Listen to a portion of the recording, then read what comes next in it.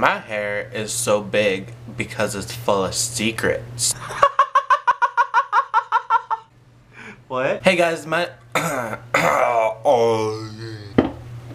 bloopers are a bitch. Hi guys, my name is Tommy and today's Wednesday. What am I talking about today? The 90s. I was born in 1994, so some people think that I'm not considered a 90s kid. But bitch, I'm a 90s kid. I watched Rocko's Modern Life. I watched the Rugrats. I watched every other adult-filled innuendo cartoon. The 90s were a simple time.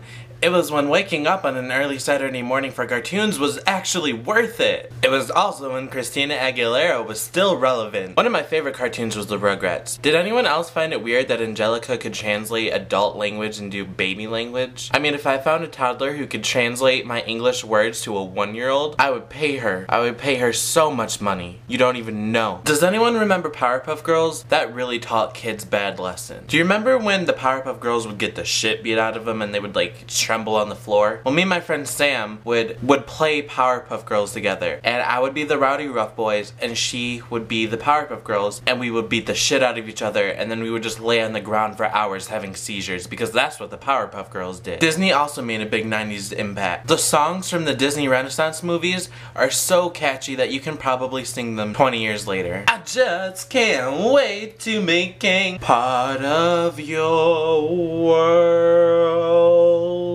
A whole new world. But I mean, let's be real. Nickelodeon made the biggest 90s impact. I mean, all that, the Amanda Show before Drake got all ugly and weird and posted nudes of himself on the internet, and Josh Nichols before he got liposuction and... oh wait, no, he's right here! The resemblance is uncanny. And who didn't want to get slimed?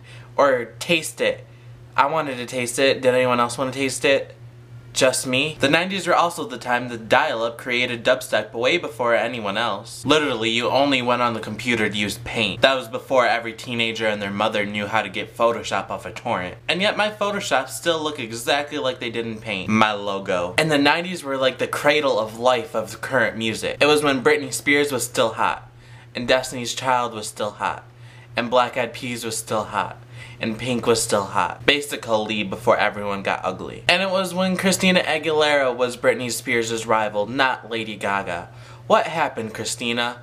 What happened? And who can forget Backstreet Boys and NSYNC? While everyone loved Justin Timberlake from NSYNC, Backstreet Boys was more of a complete platter where you could choose whichever one you liked. But between NSYNC and Backstreet Boys, you had to choose one. And once you chose, there was no crossing the line. There can be only one. My favorite thing about the 90s was probably the fact that Pokemon was so popular. I mean, that's all I owned was Pokemon toys. But everyone owned Pokemon toys and everyone owned Pokemon cards. What could be better than magical animal abuse? Maybe ghetto animal abuse. Bitch, I know you just didn't attack my Pikachu. You ain't even know me. But then Yu-Gi-Oh came out, and even though it was an obvious ripoff of Pokemon, everyone dropped their Pokemon cards and went to Yu-Gi-Oh!